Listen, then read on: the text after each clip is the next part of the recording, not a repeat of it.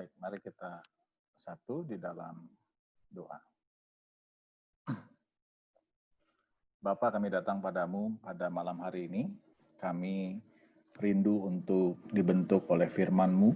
Kami rindu untuk menjadi alat-alat Tuhan yang dipersiapkan, yang dibentuk, yang diproses untuk menjadi alat-alat Tuhan yang mampu menjadi berkat dan memuliakan nama Tuhan. Karena itu biarlah firman-Mu malam hari ini yang menjadi perenungan kami, boleh kembali mengingatkan kami, memberikan kami pengertian yang lebih baik tentang apa yang menjadi kehendak Tuhan di dalam hidup kami.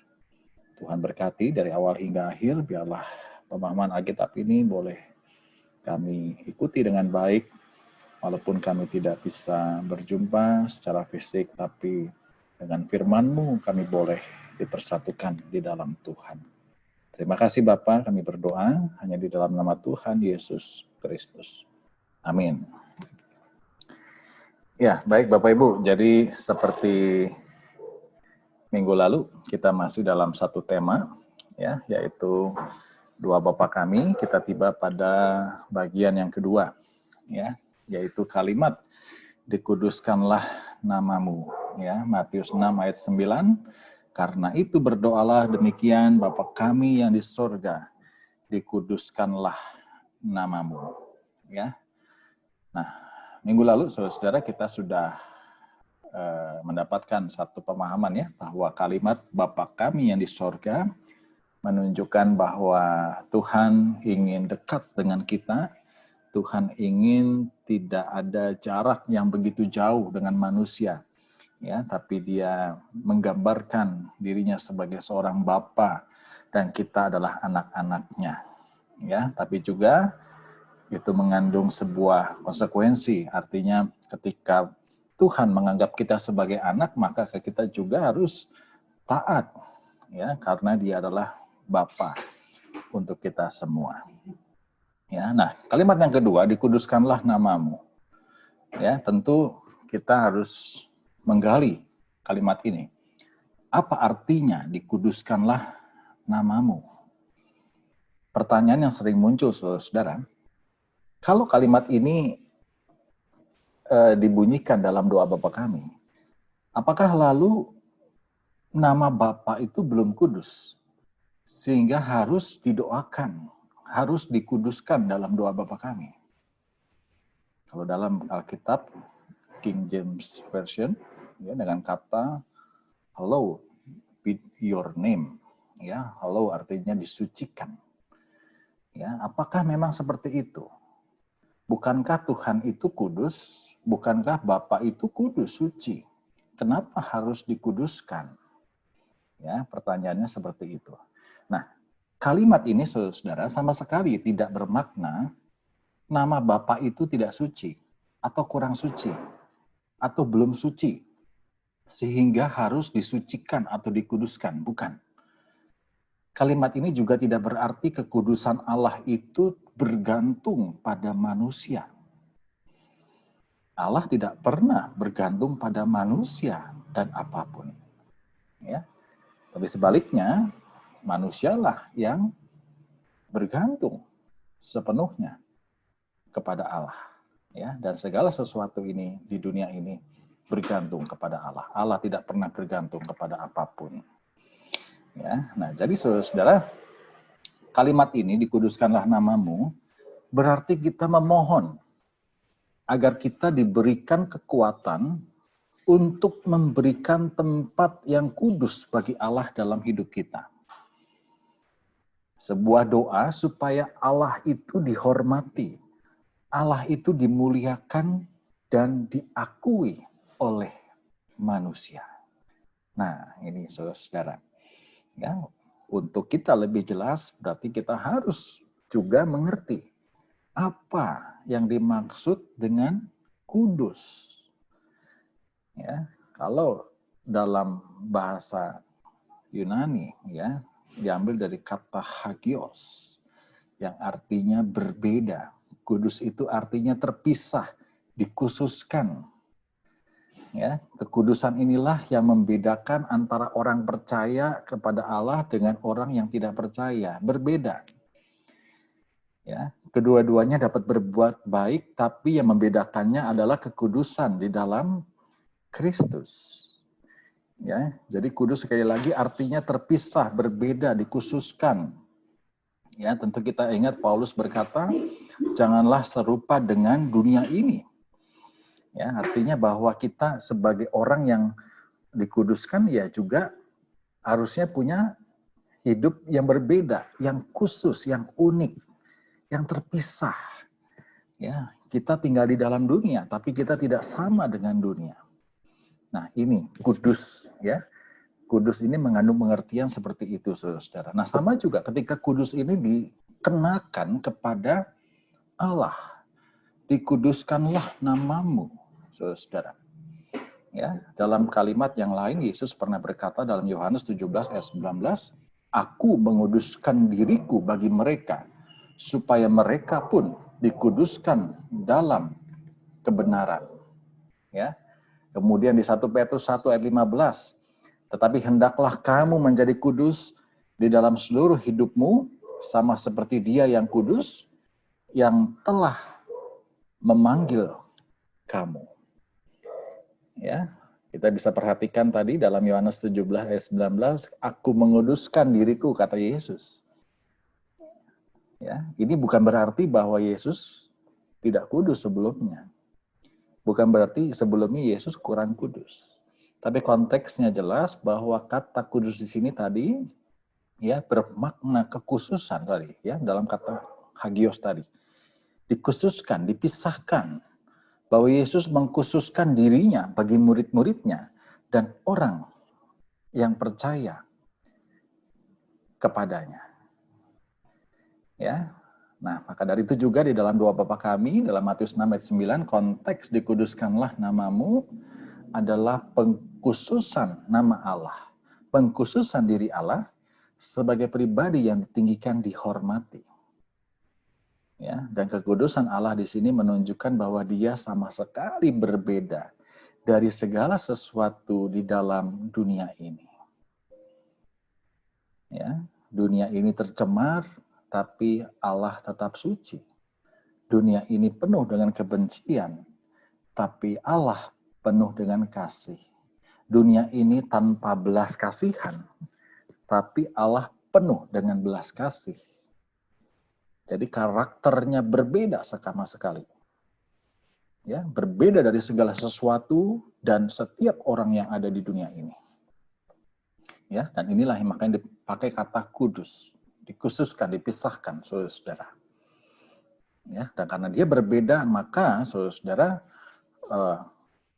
tidak bisa kita berkata bahwa oh ada manusia itu loh seperti itu harusnya kita hidup seperti dia karena Allah seperti dia. Oh enggak bisa seperti itu, saudara. Ya, kita tidak bisa menalar seperti itu.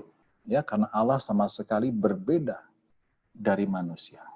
Ya, bahkan sama sekali berbeda dari manusia yang menurut anggapan kita dia terbaik. Ya, dari segi kualitasnya, dari segi kasihnya, dari segi kasih setianya dan seterusnya. Ya. Nah, itu sebabnya saudara, sekali lagi kalimat dikuduskanlah namamu artinya kita mau memohon kepada Tuhan agar kita diberi kemampuan untuk menyediakan tempat yang khusus, menyediakan tempat yang istimewa, yang unik di dalam hidup kita, atau dengan kata lain, kita memperlakukan Tuhan dengan segala hormat.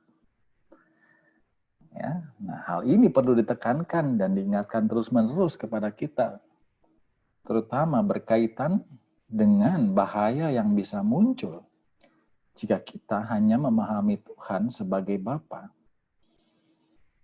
Ya, akibat merasa begitu dekat dan akrab, kita lalu bisa kehilangan rasa respek dan hormat. Ya, seperti contohnya, kemudian kita bisa menyebut namanya dengan sembarangan. Ya, jadi jelas ya, saudara, bahwa di sini ada keseimbangan. Tuhan mau kita dekat, ya Tuhan mau dia juga dekat, ya, bagaikan seorang bapa dengan anak akrab, ya, tapi kita nggak bisa kehilangan rasa hormat dan respect. Kita nggak bisa memperlakukannya dengan sembarangan, ya, tapi kita harus menempatkannya sekali lagi di tempat yang khusus, yang istimewa di dalam hidup kita, dipisahkan dari segala sesuatu. Ya, kalimat doa yang diajarkan oleh Yesus ini memagari kita supaya kita tidak keluar batas, supaya kedua-duanya baik rasa akrab maupun rasa hormat berjalan dengan seiring dan seimbang. Ya, seperti itu tadi saya bilang, kita menghormati Tuhan sebagai Bapa dan kita juga memperlakukan Dia sebagai Bapa yang kita hormati dengan sepenuh hati. Ya, nah lalu pertanyaannya mungkin ya, kalau begitu apa yang harus kita lakukan untuk menguduskan namanya? Ya, ada beberapa hal yang bisa kita lakukan. Yang pertama, kita menguduskan dan memuliakan namanya secara verbal. Ya, secara verbal artinya dengan kata-kata yang kita ucapkan, dengan nyanyi-nyanyian yang kita nyanyikan, dengan ibadah-ibadah yang kita lakukan. Verbal. Ya, dan memang itulah tujuan utama kita dalam berdoa, bernyanyi, dan beribadah. Kita mau memuliakan, kita mau menguduskan namanya. Ya, jadi jangan orang bernyanyi, ya, pengen tampil, pengen unjuk kebolehan. Suara saya bagus loh, suara saya paling baik loh di jemaat, makanya saya nyanyi tiap minggu. Enggak begitu, saudara-saudara. Ya, kemudian kita juga berdoa mungkin supaya kelihatan lebih rohani dari orang lain. Kita melayani supaya kelihatan hebat, bukan. Ya, tapi kita melakukan semua itu untuk menguduskan namanya. Ya, mungkin kalau dikaitkan lagi dengan soal pelayanan, saudara, bahwa kadang banyak ya salah kaprah dalam kehidupan bergereja. Saya katakan salah kaprah kenapa? Karena banyak hal-hal yang kadangkala menjadi membingungkan, ya, seperti paduan suara nyanyi begitu ya. Setelah nyanyi itu sebenarnya harus diberi tepuk tangan atau enggak, ya, kadang-kadang jadi debat di situ, saudara. Ya, tapi kalau melihat konteks ini seharusnya tidak perlu, ya, karena paduan suara atau apapun yang bernyanyi dalam ibadah bukan untuk ditujukan untuk manusia, ya, tapi untuk menguduskan dan memuliakan Allah.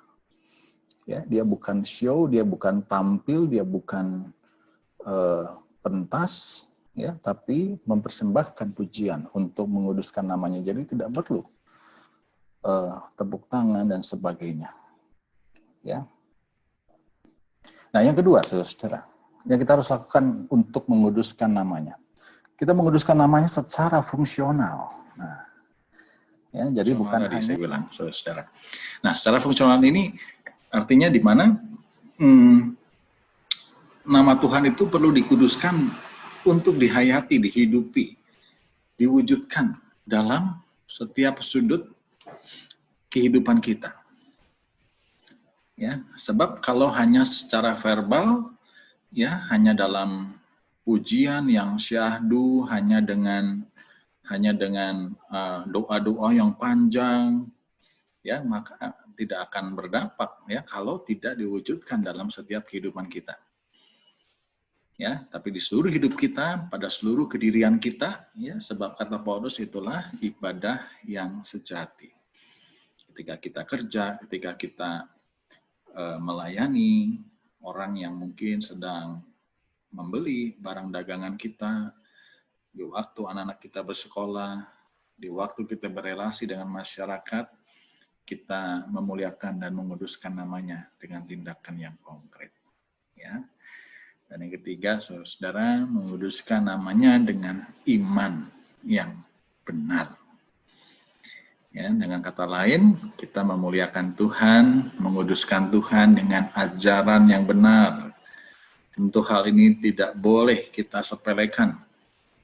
Karena ajaran yang salah, ajaran yang sesat adalah pencemaran penistaan serta penghujatan yang serius terhadap kekudusan nama Tuhan. Ya.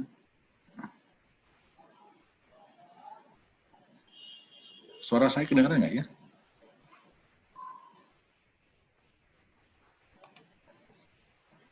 Oke, lanjut ya. Nah, kenapa ini perlu ditekankan, saudara-saudara? Karena bagi sebagian besar warga gereja, mereka tidak terlalu menaruh perhatian yang besar terhadap masalah ini. Banyak orang beranggapan bahwa ini urusan pendeta, ini urusan teolog. Sehingga tidak heran bila mereka dengan mudahnya dibingungkan dan disesatkan oleh simpang siurnya aneka ragam ajaran di luar gereja mereka. Bingung karena tidak tahu mana yang benar dan mana yang salah. Ya, dan ini tidak boleh terjadi, saudara-saudara. Ya, ketika kita beranggapan bahwa doktrin itu kan nggak penting lah, udahlah ajaran itu nggak apa-apa lah. Yang penting saya rajin ke gereja, saya rajin berdoa. Yang penting saya baca Alkitab, beribadah, memberi persembahan, dan aktif dalam kegiatan sudah cukup. Soal ajaran urusan pendeta, biar aja mereka yang mengurusi. Ya, nah ini nggak boleh terjadi, saudara-saudara. Kenapa? Karena kita juga harus tetap memegang ajaran yang benar, ya, doktrin yang benar dan tepat, ya, dan disitulah kita juga menguduskan nama Tuhan. Ya, dan yang keempat, yang terakhir, saudara-saudara, kita menguduskan nama Tuhan dengan cara membuat hidup kita memuliakan Allah dan menarik orang datang kepadanya. Ya, jadi sekali lagi memang apapun yang kita lakukan, nama Tuhan pada dirinya dan secara hakiki memang sudah kudus. Kita nggak bisa menambah kekudusan Tuhan, bukan begitu. Ya, dan Allah tidak bergantung pada kita. Ya, sebab itu kalimat dikuduskan namamu bukan sebuah permohonan agar yang tidak kudus menjadi kudus, bukan. Tapi kalimat ini adalah supaya nama Allah dikuduskan di dalam diri Anda dan saya. Kita memohon kekuatan agar diri kita dapat melakukan hal-hal yang kudus. Sebab hanya dengan demikianlah nama Allah dikuduskan. Ya, jadi saudara-saudara, ini jelas sekali buat kita ya, bahwa dengan kekuatan kita mungkin nggak mampu. Kenapa? Karena kita manusia yang punya kelemahan, manusia yang bisa salah, manusia yang sering salah, bahkan manusia yang punya banyak kekurangan dan dosa. Ya, tapi dengan ini kita diajar oleh Tuhan Yesus untuk berdoa. Ya, kita mohon supaya kita mampu, ya, tadi menempatkan Allah secara spesial di hati kita, secara istimewa dan secara unik. Ya, nah itu sebabnya dengan kalimat doa ini, biarlah segala ucapan kita menguduskan namanya, kita tidak bersaksi dusta, tidak sombong, tapi lembut, membawa damai dan mendatangkan damai sejahtera, dan biarlah juga segala perbuatan kita menguduskan namanya. Ya, perbuatan apa? Banyak sekali yang bisa kita lakukan, mengulurkan tangan kita untuk membangunkan mereka yang terjatuh, melangkahkan kaki kita untuk memberitakan kabar baik, mengarahkan mata kita pada mereka yang terluka, untuk memberitakan kabar baik, ya, membuka diri bagi mereka yang menderita. Maka dari itu biarlah seluruh hidup kita senantiasa menguduskan namanya, bukan untuk mencemarinya, apalagi untuk menghujat nama Tuhan. Ya, jadi doa ini sekali lagi doa yang begitu indah, ya, di mana Tuhan Yesus mengajarkan, ya, supaya Bapa, kita berkata Bapa, kuduskanlah namamu, ajarlah kita, ajarlah kami, ya, supaya kami mampu, ya, menempatkan Bapa lebih dari segalanya, berbeda dari yang lain. Kita memperlakukan dia istimewa, spesial dan unik di hati kita dan di hidup kita masing-masing. Ya. Nah, kiranya itu Bapak Ibu yang menjadi penjelasan.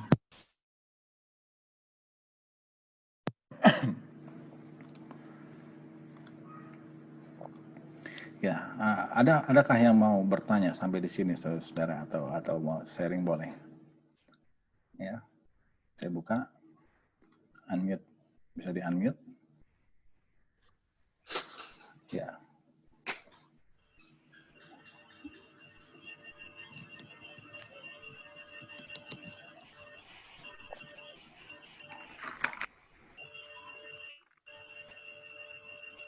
Bapak Ibu yang mau bertanya atau mungkin sharing, boleh.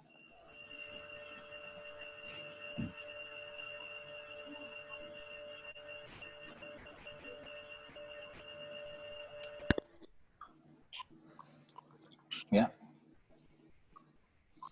Jadi kalau kita doa Bapa kami selalu kan dikuduskanlah namamu supaya kita yang mengucapkannya itu kan jadi kudus ya. Misalkan saya dikuduskanlah namamu. Maksudnya supaya sayanya kudus ya Pak. Kita memperlakukan Tuhan secara kudus. Dengan cara kita juga mau hidup kudus. Ya.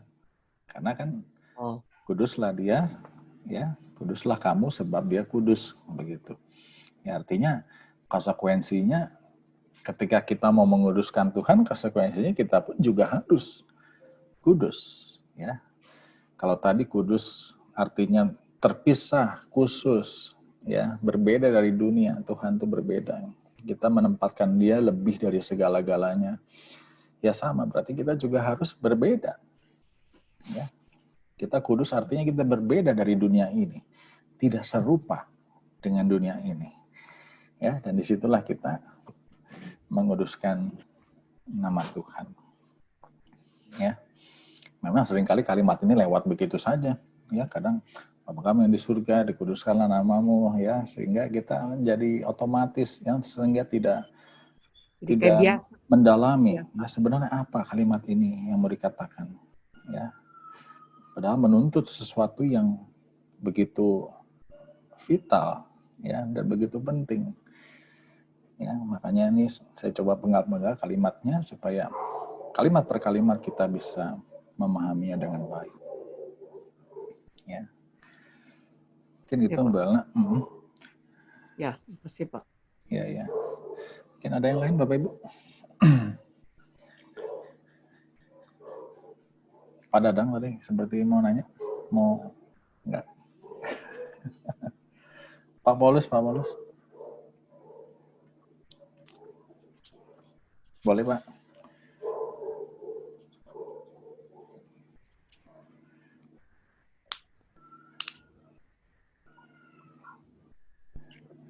Yang lain boleh? Bu Fevi mungkin? Udah cukup jelas. Jelas ya? Ya.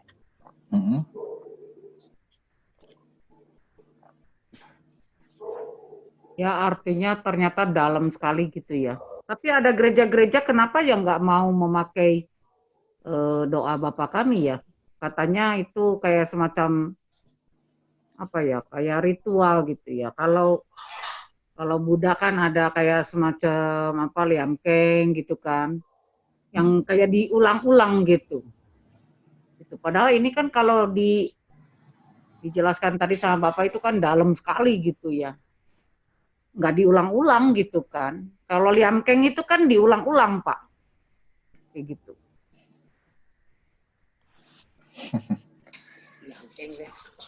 Liamkeng apa itu? Nggak ngerti. Apa? Ya itu keyakinan lain gitu kan. Ya semacam itu. Ya. Kalau kita kan Bapak kami nggak diulang-ulang gitu. Ya itu sih hak masing-masing gereja ya, artinya. Katanya itu kayak semacam ritual gitu, jadi nggak dibahas gitu. Ya menurut saya sih ini doa yang diajarkan langsung oleh Tuhan Yesus. Ini justru doa paling lengkap gitu ya, paling sempurna gitu. Ya, jadi seperti juklak ya, kalau kita mau melakukan ada juklaknya, ada petunjuknya, ada panduannya, ya inilah yang menjadi panduan dan tolak ukur. Kenapa? Karena diajarkan langsung oleh Yesus. Ya, dan rasanya ini warisan yang begitu indah, ya, yang harusnya terus ada di dalam hati, ya. Terus. Bahkan mungkin kita ucapkan setiap harinya. Ya. Ya.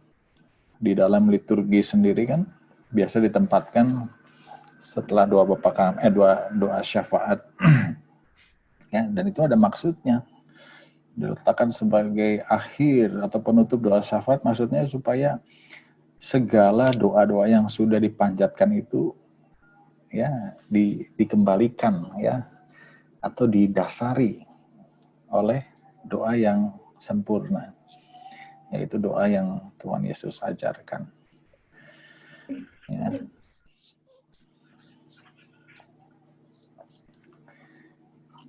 Ya, beruntung sekarang udah divariasi, ya, dengan pujian pun dari beberapa versi dan penggubah, ya, ada macam-macam, dan sehingga lebih variatif dan lebih menarik, ya, kalau dinyanyikan, ya, lebih terasa juga keindahan doa ini, saudara-saudara. Ya. Ada lagi, Bapak Ibu, yang lain? Mas Suryadi mungkin?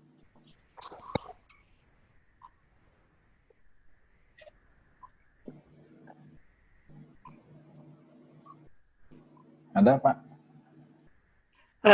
Pak Ramadi. Ya. Bahwa Tuhan Yesus adalah satu-satunya orang yang disucikan lah ya gitu ya. Atau dibedakan dengan yang lain. Apakah dalam hal ini nabi-nabi yang lain yang dulu sebelum Tuhan Yesus, apakah mereka juga dianggap sebagai orang suci enggak, Pak?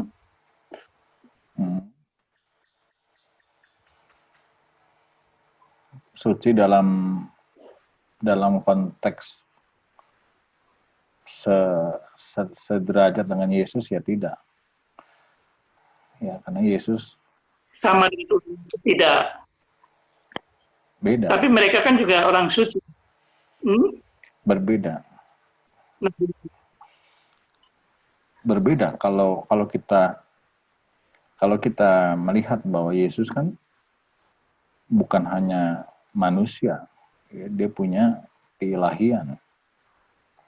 Dia punya keilahian yang tidak dimiliki oleh nabi lain. Nabi-nabi sebelumnya maksudnya. Ya. Iya, nabi-nabi sebelumnya. Nabi sebelumnya tidak punya sisi keilahian itu. Ya, artinya di balik darah dan daging Tuhan Yesus ada Roh Allah sendiri yang ada di dalam dirinya. Makanya kan kalau nabi-nabi yang terdahulu mengajar, bernubuat, ya, semua itu kan diberikan Allah, ya, gift dari Allah, ya, diberikan karunia. Nah, waktu itu kita pernah ya pada soal karunia, ya, seperti Yeremia, Yeskiel, dan lain-lain, ya. Sehingga dengan karunia itu mereka dipakai untuk membawa bangsa Israel, ya, untuk kembali ke Tuhan dan sebagainya. Ya, nah kalau Yesus berbeda, misinya berbeda juga. Ya, dia diutus untuk misi utamanya penebusan. Ya, penebusan karena karya Allah yang paling nyata, yang paling sentral itu ya dengan hadirnya Tuhan Yesus Kristus. Ya, jelas berbeda sekali. Ya, kenapa itu tadi? Karena Allah sendiri yang menjadi manusia, Allah yang turun tangan, ya, berinisiatif. Karena sebelumnya gagal terus kan, nabi-nabi yang seperti apapun gagal. Ya ada yang berhasil, cuman banyak juga yang gagal. Ya, tidak pernah membawa bangsa atau umat pilihan itu kembali. Ya, makanya diberikanlah anaknya yang tunggal. Ya. Jadi penebusan. Tapi Pak, mereka kan orang suci juga. Dia diterima oleh Allah Bapa di surga. Iya Pak, gimana? Ya, nabi-nabi yang dulu juga kan, ya dianggap mereka sebagai orang suci juga. Kan pada saat dia meninggal, dia akan diterima di Allah Bapa di surga. Iya. Gitu. Maksudnya sucinya ini adalah bahwa mereka diterima oleh Allah Bapa di surga pada saat meninggal. Iya. Pertanyaannya maksudnya? Ya, mereka juga nabi-nabi yang lama itu kan dianggap mereka adalah nabi yang suci juga, sama seperti Yesus. Memang katanya Yesus lebih tinggi ya dalam hal ini.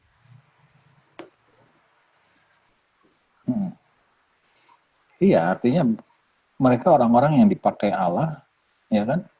Diutus Allah, bahkan sejak lahir ada sejak dari rahim ibunya, ya.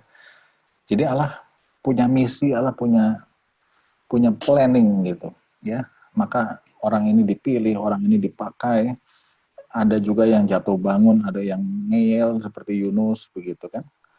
Ya artinya di situ kan Tuhan melibatkan manusia ya untuk dia berkarya. Ya, Allah mau manusia juga berperan dan Tuhan pakai orang-orang itu. Ya. Tapi memang itu tadi ya orang-orang ini ya harus hidup kudus kan makanya ada orang-orang itu yang kemudian ditegur ya kan. Orang-orang itu yang nabi-nabi itu yang mengalami pergumulan dan sebagainya ya jatuh bangunnya kan semua diceritakan seperti Elia ya yang pernah putus asa ya ada banyak ya seperti Yunus tadi yang sempat menghindar ya tetap ya meskipun mereka dipakai Allah mereka dipandang kudus suci lebih baik dari orang lain tetap mereka manusia ya yang punya kelemahan ya berbeda dari Tuhan Yesus gitu Pak Suryadi mungkin Pak, boleh ya, nambahin ya Pak. Bedanya kalau Tuhan Yesus itu tidak ada dosa turunan, betul nggak ya? Ya. Kalau nabi-nabi yang lain kan dosa turunan ada dari awalnya. Iya. Ya bisa jadi begitu kalau nggak salah. Ya. Karena dia dikandung dari Roh Kudus. Yesus. Ya, makanya ada sisi keilahiannya. Ya, yang tidak dimiliki orang yang lain. Ya. Ini ada sedikit Pak perbedaan kudus dan suci. Kalau kudus katanya dari Ibraninya aja kodes. Sesuatu yang berhubungan dengan Tuhan dan hadiratnya. Rohnya, jemaatnya, dan perbuatannya. Sedangkan suci, bahasa aslinya adalah nikayon. Yang artinya tidak bercela. Tidak bersalah, tulus, dan murni. Suci itu lebih kepada manusia. Kalau tadi kudus pada Allah, kalau suci hubungannya dengan manusia, katanya begitu nih. Iya. Iya. Tapi pada penerapannya kadang ya menjadi hampir sama. Betul. Ya. Makanya kalau kita hendaklah kamu kudus karena dia juga kudus, kan begitu.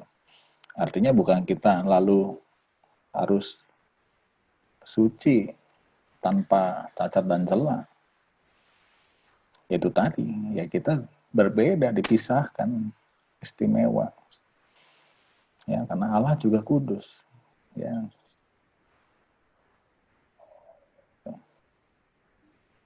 Ya, makasih Pak Dadang.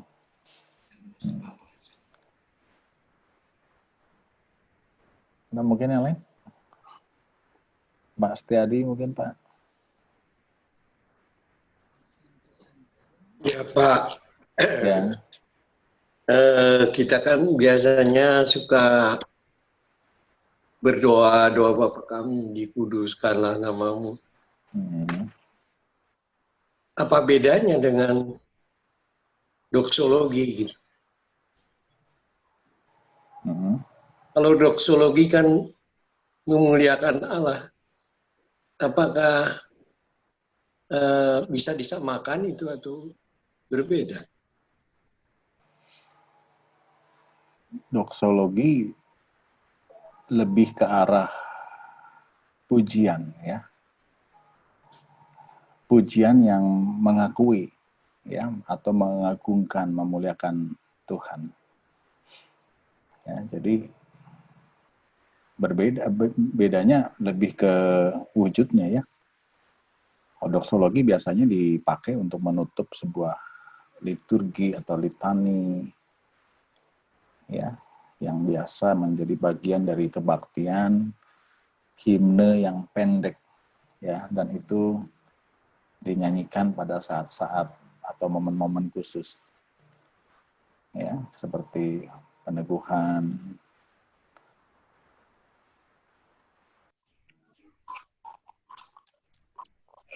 Halo, Ya, tes, aduh, sorry, gangguan terus ini.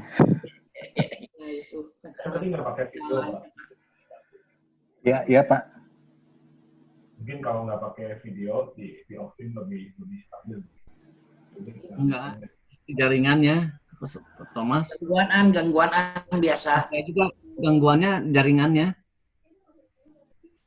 Si jaringan bukan ininya nggak kuat ini kuota, tapi jaringan si internetnya lagi trouble terus. Saya juga sama kayak Pak Rahmadi bareng tadi pas diem gitu. Ini First Media kayaknya, First Media semua nih gangguan. Nah, saya mau ganti takut data seluler tadi teh, udah keburu jala lagi, udah nggak inilah. Sama. Kalau tadi siang IndiHome. Ya. Di kantor gak ini terus. Ya. Mati nyala. Tadi putus ya? Saya Ya. Pak Setiadi tadi? Ya. Doksologi. Iya. Doksologi itu penutup dalam sebuah liturgi atau litani, ya, yang berbentuk himne pendek. Ya, dan itu dinyanyikan sebagai wujud kita mengagungkan nama Tuhan, ya, dan menjadi sebuah pengakuan iman yang dipersingkat begitulah, ya. Dan menariknya memang di dalam doa Bapa Kami ini juga ada doksologinya, yaitu terakhir, ya, karena Engkaulah yang punya kerajaan dan kuasa dan kemuliaan sampai selama-lamanya. Ya, itu merupakan kalimat doksologi dalam doa Bapa Kami. Ya, kalau dengan kuduskanlah namamu ini menjadi sebuah pembuka di awal, ya, bahwa kita sebelum memohon apa-apa, sebelum minta ampun sama Tuhan, ya, kita mau menguduskan namanya, menempatkan dia di atas segala-galanya, ya, menempatkan dia secara istimewa di hati kita, dan kita juga mau menjadi kudus. Ya, mungkin itu Pak Teddy. Ya, kan sering dipakai ya Pak, kalau peneguhan penatua gitu kan. Iya, betul. Setelah ada peneguhan baru kan ada doksologi.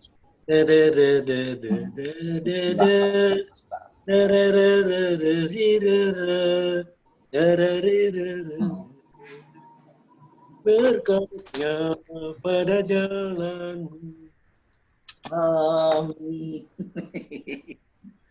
Biasanya pada Iya, gereja Katolik itu lebih diiniin ya Pak Dan- ya. Satu lagi barangkali Pak Rahmadi, kalau tadi ditanyakan bahwa Nabi dengan Yesus itu sama atau tidak. Kalau Nabi itu suci, Yesus kan memang manusia Allah yang menjadi manusia, dan memang ada sifat Allah pada Yesus kan gitu. Iya. Di 1 Yohanes 5 ya Pak, 2 Yohanes 5. Bentar Pak.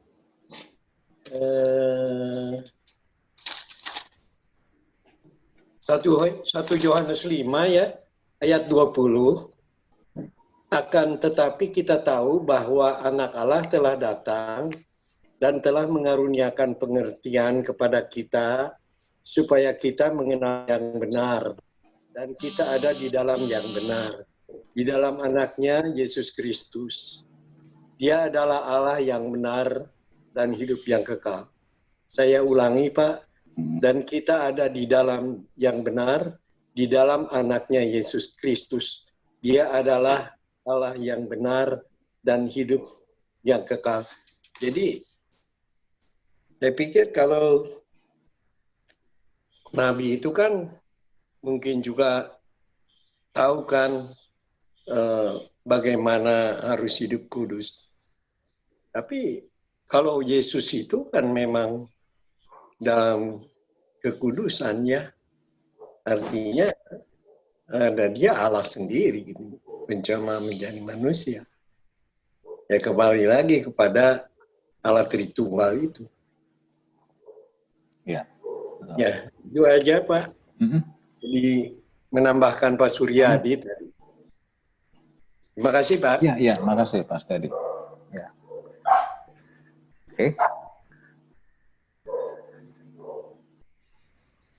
Ada lagi Bapak Ibu?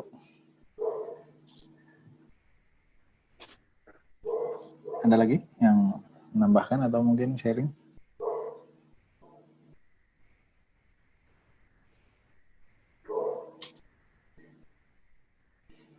Oke, cukup? Baik, kalau cukup, kita tutup dalam doa ya, Bapak Ibu. Saya mau doa syafaat. Ada yang mau didoakan?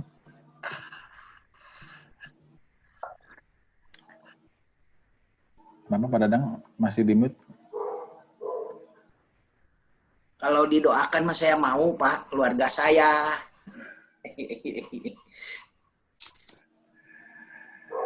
Ada yang khusus didoakan mungkin? Umum aja Pak. Nah, umum. Bagi keluarga kita ya. Ya Pak. Baik. Yuk Bapak Ibu, kita tetap dalam doa. Mari kita berdoa. Terima kasih Tuhan untuk malam hari ini. Meskipun ada beberapa kali gangguan, tapi kami tetap boleh mengikutinya. Kami boleh disadarkan kembali bahwa kami harus berusaha menguduskan nama-Mu dalam hidup kami. Dan itulah yang menjadi doa kami juga. Karena dengan kekuatan diri kami juga tidak mampu. Kadang kami masih tergoda untuk melakukan hal-hal yang tidak baik, yang tidak lagi bisa menguduskan nama Tuhan. Kami mungkin sering bahkan mencemari nama Tuhan. Karena perbuatan, karena keburukan-keburukan yang kami lakukan. Tapi biarlah kami boleh terus mau belajar dan berusaha Bapa untuk berdoa seperti yang Engkau ajarkan pada kami. Dan malam hari ini kami juga saling mendoakan. Kami menyerahkan kehidupan keluarga kami semua dalam tangan Tuhan. Keluarga Pak Setiadi, keluarga Pak Dadang, keluarga Pak Paulus, keluarga Bu Helna, keluarga Bu Chandra, keluarga Pak Koko, keluarga Pak Suryadi, keluarga Pak Ailin, keluarga Bu Feve, keluarga Bu Lydia, keluarga Bu Nuriana, keluarga Pak Thomas, keluarga Bu Fang, keluarga Pak Julius Simon, dan keluarga Pak Hadianto, dan juga setiap keluarga di gereja-Mu, ya Tuhan.